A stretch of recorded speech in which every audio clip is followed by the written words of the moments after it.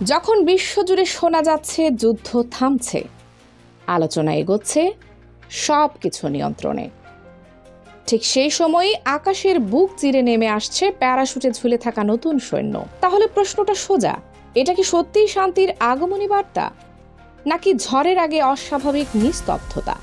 একদিকে শান্তির ভাষণ, অন্যদিকে যুদ্ধের প্রস্তুতি। এই দ্বৈত বাস্তবতার মাঝেই লুকিয়ে আছে মধ্যপ্রাচ্যের সবচেয়ে বড় ধাঁধা। ডোনাল্ড ট্রাম্প বলছেন পরিস্থিতি নিয়ন্ত্রণে, খুব দ্রুত যুদ্ধ থামবে। কিন্তু একই সময়ে যুক্তরাষ্ট্রের প্রতিরক্ষা দপ্তর পেন্টাগন নীরবে গুছিয়ে নিচ্ছে যুদ্ধের ব্যাগ।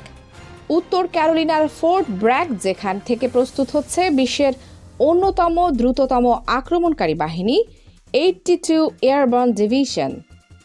এই বাহিনীর বিশেষত্ব কি? মাত্র 18 ঘন্টার মধ্যে পৃথিবীর যে কোনো প্রান্তে নেমে যেতে পারে তারা। তাদের কাজ হঠাৎ আঘাত, দ্রুত দখল এবং তাৎক্ষণিক নিয়ন্ত্রণ। এখন প্রশ্ন, যদি যুদ্ধ সত্যিই শেষের পথে হয়, তাহলে এই সৈন্যরা নামবে কোথায়? এই সংঘাতের শুরু থেকেই যুদ্ধটা ছিল আকাশ আর সমুদ্রের খেলা। ড্রোন উড়েছে, ক্ষেপণাস্ত্র ছুটেছে, আর হরমুজ প্রণালী, যা বিশ্বের জ্বালানির শ্বাসনালী, সেটা প্রায় অবরুদ্ধ করে ফেলেছে ইরান। প্রতিদিন কোটি কোটি ব্যারেল তেল যায় এই পথ দিয়ে। এখানে একটুখানি বাধা মানেই বিশ্ব অর্থনীতির গলায় চাপ।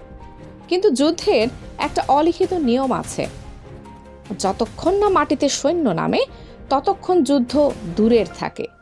আকাশের যুদ্ধ ঠান্ডা, সমুদ্রের যুদ্ধ হিসাবি, কিন্তু মাটির যুদ্ধ সেটা ব্যক্তিগত, সেটা রক্তাক্ত আর সবচেয়ে ভয়ঙ্কর। এখন সেই দিকেই মোড় নিচ্ছে এই সংঘাত। ট্রাম্প বলেছিলেন ইরানের সামরিক শক্তি প্রায় শেষ, ক্ষেপণাস্ত্র ক্ষমতা নাকি 90% কমে গেছে। কিন্তু বাস্তবতা খুব দ্রুত অন্য গল্প বলেছে। পরের দিনই ইরান আবার হামলা চালায়, ক্ষেপণাস্ত্র ছুটে যায়, ড্রোন আকাশ ভরিয়ে তোলে। এখন প্রশ্ন, তাহলে সত্যটা কোথায়? ইরান বলছে কোনো আলোচনাই হচ্ছে না, সবটাই রাজনৈতিক নাটক। বিশ্লেষকদের মতে এই শান্তির বার্তা আসলে তেলের বাজার নিয়ন্ত্রণের চেষ্টা। কারণ যুদ্ধ যত বাড়ে, তেলের দাম তত বাড়ে, আর সেই চাপ গিয়ে পড়ে আমেরিকার ভেতরেই। 3 থেকে 4 হাজার সৈন্য শুনতে ছোট লাগতে পারে, কিন্তু এরা সাধারণ সৈন্য নয়। এরা তৈরি দ্রুত আক্রমণ, দ্রুত দখল আর দ্রুত নিয়ন্ত্রণের জন্য। সহজভাবে বললে, এরা যুদ্ধ শুরু করার বাহিনী না, এরা যুদ্ধ শেষ করে দেওয়ার বাহিনী। মানে, যদি তারা নামে তাহলে সেটা হবে নির্দিষ্ট লক্ষ্য নিয়ে। হতে পারে কোনো তেল স্থাপনা, কোনো কৌশলগত দ্বীপ, অথবা ইরানের খারক দ্বীপ, যেটাকে বলা হয় ইরানের তেল রপ্তানির হৃৎপিণ্ড। হৃৎপিণ্ডে আঘাত করলে শরীর কতক্ষণ টিকে থাকে? এই গল্পে আরেকটি গুরুত্বপূর্ণ চরিত্র ইসরায়েলের প্রধানমন্ত্রী বেনিয়ামিন নেতানিয়াহু। তার দৃষ্টিভঙ্গি একেবারেই আলাদা। ইসরায়েল মনে করে যুদ্ধ শুরু হয়েছে তখন সেটাকে শেষ করতে হবে সম্পূর্ণভাবে। অর্ধেক কাজ করে ফিরে আসা তাদের জন্য ঝুঁকিপূর্ণ।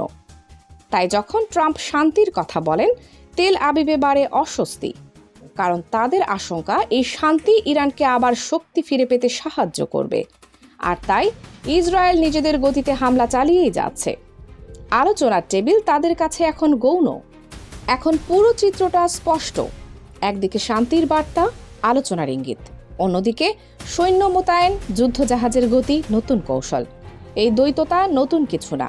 ইতিহাসে বহুবার দেখা গেছে আলোচনা আর যুদ্ধ একসাথে চলে। একদিকে করমর্দন, অন্যদিকে মুষ্টিবদ্ধ হাত। কিন্তু এবার ঝুঁকিটা বেশি, কারণ যদি স্থলসেনা ইরানে নামে তাহলে সেটা হবে সরাসরি সম্মুখ যুদ্ধ। কোনো প্রক্সি না, কোনো দূরবর্তী আঘাত নয়, মুখোমুখি সংঘর্ষ। এই যুদ্ধ কি শুধু 3 দেশের মধ্যে সীমাবদ্ধ থাকবে? সম্ভাবনা কম। মধ্যপ্রাচ্য একটা দাবার বোর্ড, এক চালেই পুরো খেলা বদলে যেতে পারে। ইতোমধ্যে তেলের বাজার অস্থির, শেয়ার বাজারে অস্থিরতা, ইউরোপ ও এশিয়ায় উদ্বেগ বাড়ছে। জনমত বিভক্ত। মাত্র 35% আমেরিকান এই যুদ্ধ সমর্থন করছে, বিপক্ষে আছে 61%। রাজনৈতিকভাবে এটা ট্রাম্পের জন্য বড় ঝুঁকি। তাহলে প্রশ্নটা এখন শুধু যুদ্ধ হবে কি হবে না এটা নয়, প্রশ্নটা হলো যুদ্ধের ধরন বদলাচ্ছে কিনা। আকাশে আগুন জ্বলছে, সমুদ্র উত্তপ্ত হয়েছে। এখন যদি মাটিতে পা পড়ে তাহলে এই সংঘাত আর সীমাবদ্ধ থাকবে না। ইতিহাস বলে, যখন নেতারা বলেন যুদ্ধ শেষের পথে, ঠিক তখনই অনেক সময় যুদ্ধ নতুন করে শুরু হয়।